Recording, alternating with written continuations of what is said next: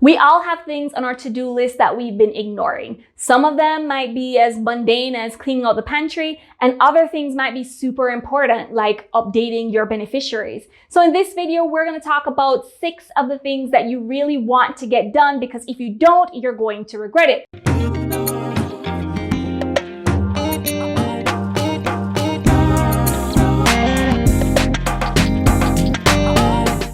If this is your first time to the Wise Money Women channel, then go ahead and hit the subscribe button, and don't forget to hit the bell so that you can get notified when we add new videos to the channel. Now, I am a master procrastinator. I have tons of things on my list of things to do that I just haven't gotten around to in the last couple of weeks, sort of months.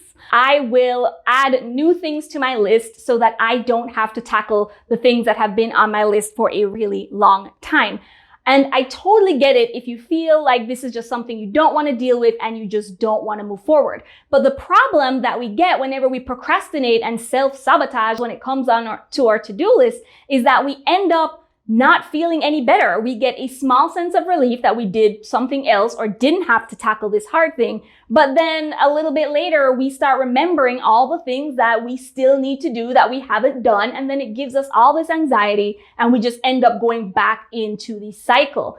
But really, the thing that we're looking for, and it's something that I say all the time, the things that we're looking for, everything that we want is on the other side of that hard thing that we are avoiding. So that hard conversation, that action of having to look at our bill statement or having to update our beneficiaries, whatever it is that you are trying to avoid, everything that you're looking for, the peace, the final relief of having it done, the just joy of knowing that everything is settled and protected now is on the other side. And a lot of these things really aren't that hard to do if we just tweak our mindset around doing them. So we're going to talk about 6 of those. And the first one that I want to share with you is getting a password safe. Now, I will tell you, my husband has been trying to convince me to do this for months. We signed up, years. My husband has been trying to convince me to use a password safe for years. He has the app and I have access to the app. I just never got around to doing it. I kept saying that I know it's important. I know I need to do it, but I just never had the time and I just didn't feel like having to tackle all of these things. And that was until one night I randomly woke up and checked my email and saw that Gmail said someone in China was trying to access my email. And I can tell you, I freaked the heck out. 2 o'clock in the morning to hear that you're pretty much being hacked by someone halfway across the world was enough for me to get my butt in order and make those changes. And the real part of it is that we don't think that it's not important. It's not that we think, oh, well, this is not really a big deal. We know that securing our passwords and our accounts is incredibly important. We just think it will never happen to us, or we think that we're just not important enough for a hacker to want to break into our stuff. But if you're spending all this time in getting your finances together and you're paying down debt and you're saving money and you're starting to invest, then you definitely need to protect those finances. And I can tell you, it's really, really worth it. After you spend the time to put in your information, it is so much easier. And one of my favorite tools for using that is LastPass, and I will provide the link in the description below. But once you get that set up, things become so much more streamlined. Whenever you need a password, you only have to remember one password. You don't have to duplicate your passwords everywhere, which is extremely dangerous. And you don't have to try and remember all of these different passwords for different places and different rules and who says you need one capital and one weird character kind of stuff. Everybody is getting really sophisticated with their stuff, and we literally just can't keep track of all the passwords required for all of these places. So you definitely want to take some time to go through and get a password safe, and it doesn't need to take 3 or 4 days. It can take you maybe 15 minutes if you want to just get started. You do your bank accounts first, and then as you keep going into different email addresses or different accounts. You can update as you go along, or you can just hit it in one hard swing and just say, hey, I'm dedicating these 2 hours to moving all of my accounts if that's what you want to do. And while you're at it, make sure that you put on 2-factor authentication. That way, if someone does have access to your password, then they won't be able to just get into your account because they'll need the code that gets sent to your phone as well. So you definitely want to take the time to protect yourself. I know that it doesn't seem like something that you need to do right now, but trust me, it takes hours for you to fix things. The FTC says that on average, folks that get hacked, it's going to take them 30 hours to sort through the craziness that happens if someone steals your identity. So you absolutely want to do this one, okay? If you don't, and something happens and you know that you could have done it and you were going to do it and you just didn't do it, there is so much regret that comes along with it. So it's absolutely one that you want to put on your list of things to do. The next one that we kind of sit around and know that we want to do, we need to do, but we don't really get to it, is taking an inventory of our assets. So I'm talking about things like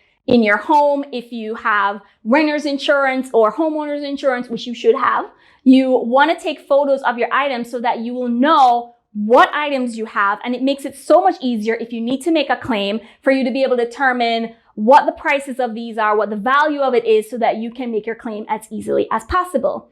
And that also includes having your financial documents in one place. It's incredibly annoying for you to have to go find a document when you're looking for it, but think how much worse things would be if something happened, like your house burned down, or there is a hurricane or a tornado or something happens and you're trying to pick your life back up together and you not having access to any of those pieces of information. I can tell you that personally, one of my fears is just seeing myself on my front lawn with my family, my husband and my kids, and just watching my house just like burn to the ground and trying to figure out, how are we going to recover from this? How are we going to start back? Where do we even go to start gathering this information? You want to be able to have that. So I have provided a checklist for you as to what information you need in different categories, whether it's medical or legal items or your personal information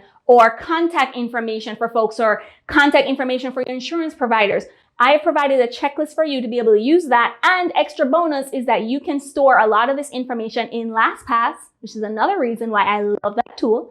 You can also store those information there. So not only can you have a paper copy that you can keep safe in your home, you can also be able to have a digital copy that is absolutely secure so that you know that anywhere you need to pick it up, you're able to have access to this important information. And by keeping it safe in your home, what I mean is in a fireproof, waterproof case, or in a safe if you do have one. You want to be able to make sure that if a disaster does happen, that these items don't get burnt up in the fire or don't get lost in the disaster. Another biggie is calling to get your insurance premiums lowered. Now, I totally get it. You join with an insurance company and you kind of just stick with them for a really long time. It's the same way you feel about your phone company or any of those other kind of subscription places where you kind of just use them for forever and you don't think about it, right? But you do want to check in every year or so just to make sure that there aren't additional discounts that you do qualify for, that you are still enjoying the services from that company and that you're still happy with them, or what they can kind of do to help you to get your premiums lowered. Now, I know you might have seen my other video where I talked about ways that you can save hundreds of dollars every month. And in that video, I shared that I was able to get my home insurance costs down $1,000 per year by giving them a call and switching to a different provider. So you do want to be able to spend that time to kind of go out and just make sure that you're still getting the best service, the best value from your insurance providers. Because if you don't, you could be spending thousands of dollars every year extra that you don't need to for the same service that you can probably get from a similar company. Another one that we usually like to avoid for a while is opening a retirement account. And I totally get it. It took me years before I was able to open my retirement account. It literally was that I had a year where it was my New Year's resolution to open a retirement account. And I picked up the phone and it was surprisingly easy. After I got on the phone with my HR rep, it was my 401k at the time. It took 5 minutes. Just open the account and then just told them how much I wanted to put in there. And then you can always make changes afterwards. And it was the same when it came on to opening a IRA from another company. It literally was just a phone call, or I could go online, a couple pieces of information, and I was there. Now, I definitely want to impress this on you. It depends obviously on your specific situation as to what type of account you do want to open, but I have to implore that you do want to start investing. If you're not investing at all for your future, you do want to start thinking about, are you in a good position to be able to do that? Because every year that we wait to invest for our retirement is time that we're losing. There is an opportunity cost to waiting. Not only do you lose time because now you're older, you have less time that you can save up for, but it's also going to mean that you're losing in earnings because you won't be able to get that compound interest where your money earns money on itself.